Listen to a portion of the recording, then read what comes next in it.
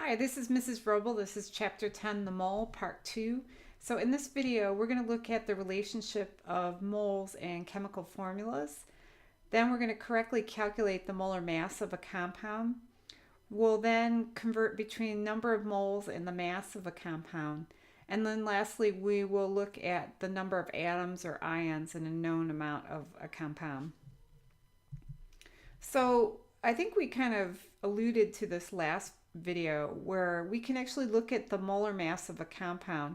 And the way that you do that is you use the periodic table and you also look at the chemical formula. So together, using both of that, you can convert the mass to moles of the compound.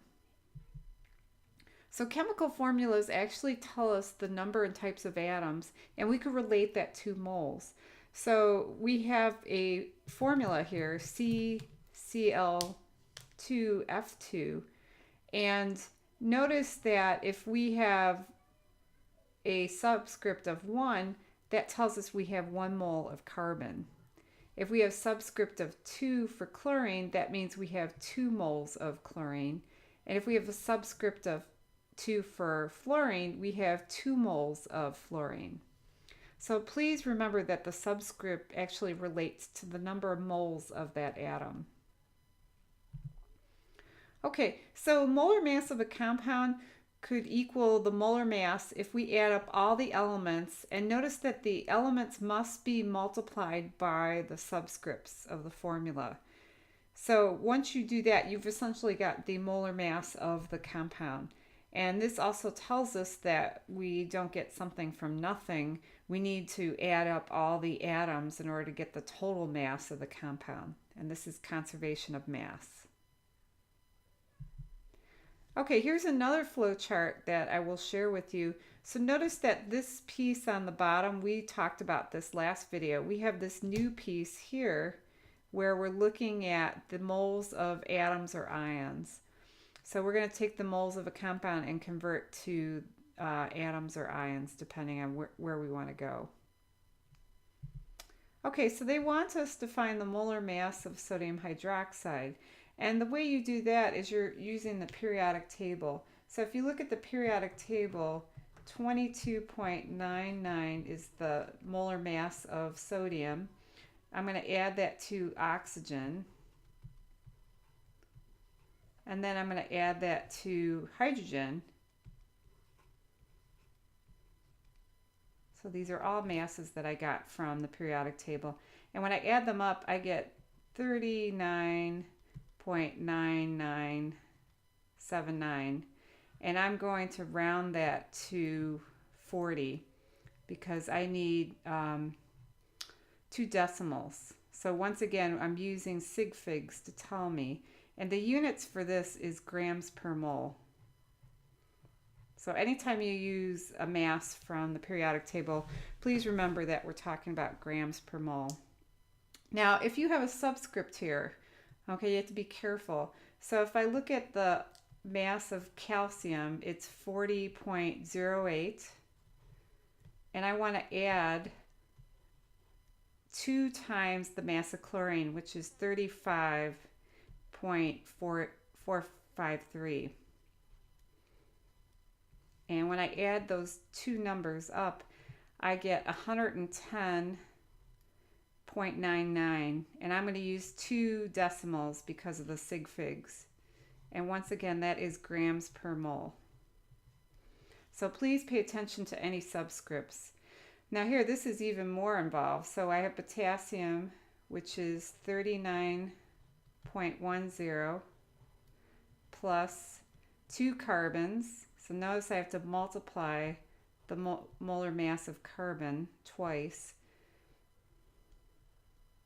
Plus, I want to add 3 hydrogen. So I'm multiplying the molar mass of hydrogen 3 times. And then I want to add 2 oxygen.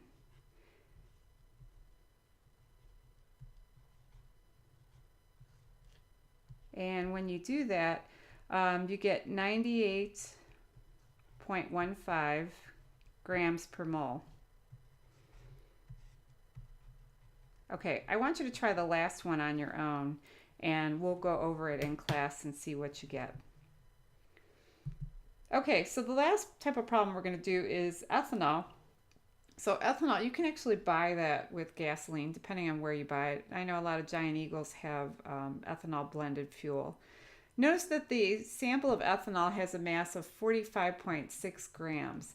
Now, what I could do is I could take the periodic table and add up the masses of the individual atoms. And when I do that, I get 46.0694 grams per mole. So that is the molar mass of ethanol if I add up all of the atoms. Now, I want to figure out the moles that are in 45.6 grams. So notice that I'm going to put the mass of the ethanol on top. I'm going to divide it by the molar mass, and when the grams cancel, I'm left with moles. So this is moles of ethanol. And when you do that, you get 0.990. And that's moles of ethanol. Now this second part here, they want to know moles of carbon atoms present. Now notice that there's a subscript of 2 there. So for every mole of ethanol, there's 2 moles of carbon.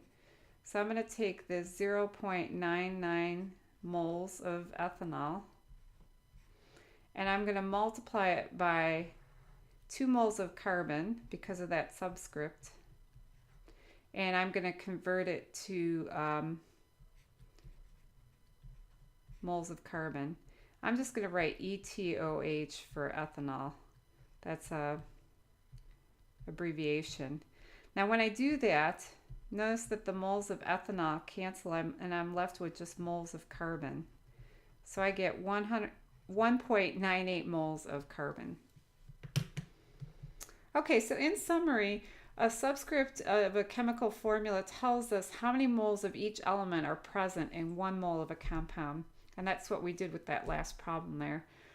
Anytime you calculate molar mass, you have to look at the formula and you need to add up all the elements based on the subscripts of the compound. And conversion factors can be based on the molar mass of the compound, and you can convert between moles of the compound and moles of the atom.